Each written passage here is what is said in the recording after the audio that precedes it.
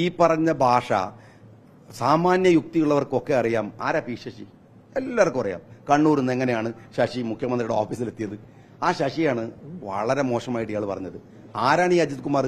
മുഖ്യമന്ത്രി DGPയെ വെച്ചുകൊണ്ട് തന്നെ തന്റെ പേഴ്സണൽ യാത്രയിൽ വിദേശയാത്രക്ക് കൊണ്ടുപോയാൽ, അതും ചീഫ് സെക്രട്ടറിയുടെ സമ്മതമില്ലാതെ വിദേശയാത്ര, അനുമതിയില്ലാതെ വിദേശയാത്രക്ക് കൊണ്ടുപോയാൽ, ഞാൻ ലേറ്റസ്റ്റ് ഉദാഹരണം പറഞ്ഞത് ഇന്ത്യ വിറച്ചുപോയ വയനാട് ദുരന്തത്തിന്റെ ചാർജ് കൊടുത്തിരിക്കുന്ന ഇയാൾക്കാണ്.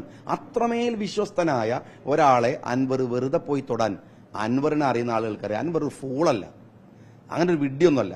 അതുകൊണ്ട് അൻവർ, നിങ്ങൾ ചോദിച്ച ചോദ്യം പ്രസക്താണ്. അത് ഇനിയുള്ള ദിവസങ്ങളിൽ കാണേണ്ട ദുരൂഹത ഏതാണ്? ഞാൻ പറയുന്നു, മുഖ്യമന്ത്രി ആയതുകൊണ്ട് ഈ വിഷയത്തിലെ സത്യസന്ധതയുടെ കൂടെ നിൽക്കാൻ ഇന്നെങ്കിലും അൻവറിനൊക്കെ ബോധ്യമായല്ലോ എന്ന അർത്ഥത്തിൽ ഞങ്ങൾ സന്തുഷ്ടരാണ്.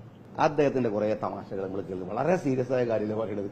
എന്തൊക്കെ പറഞ്ഞാലും അൻവർ പറഞ്ഞിരിക്കുന്നതിൽ ഇതിലൊരു ആണത്തെങ്കിലുണ്ട്. അതുപോലുള്ള കാര്യം പറയട്ടെ. ഇപ്പൊ മത്സരിക്കണില്ല, ഇതൊക്കെ കുറെ ആളുകൾ ഇങ്ങനെ ഇറങ്ങുന്ന ആൾക്കാരുണ്ട്. മത്സരിക്കാൻ ഏറ്റവും എളുപ്പമുള്ള കാര്യം മത്സരിക്കുന്നില്ല എന്ന് പറയലാണ്.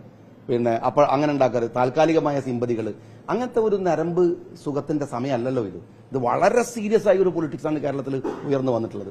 അതിനിടയിൽ ഇത്തരം തമാശകൾ നമുക്ക് ഒഴിവാക്കാമെന്ന് എനിക്ക് തോന്നുന്നത്. പക്ഷെ ആൻവർ അതിൽ പറയുന്ന ഒരു കാര്യമുണ്ട്. ആ വോയിസ് പുറത്തു വിടുമ്പോൾ അതിന്റെ ഒതന്റിസിറ്റിയെ കുറിച്ച് എനിക്ക് സംശയമുണ്ട്. നിങ്ങൾ പരിശോധിക്കുന്നതാണ്. അങ്ങനത്തെ ഒരു സാധനത്തിന്റെ മുകളിൽ CBI വരെ അന്വേഷിച്ച് വിട്ടൊരു കേസിൽ നമ്മൾ എന്താ ഒരു കമന്റ് പറയേണ്ടത്? അദ്ദേഹം തന്നെ പറയാണ്, ഇത് ഇന്നാൾ പറഞ്ഞ ശബ്ദമാണ്, ബാക്കിയുള്ളത് SP-യുടെ ഫോണിന് അങ്ങനെ തന്നെ ചോർത്തല്ല അൻവർ ചെയ്തിട്ടുള്ളത്.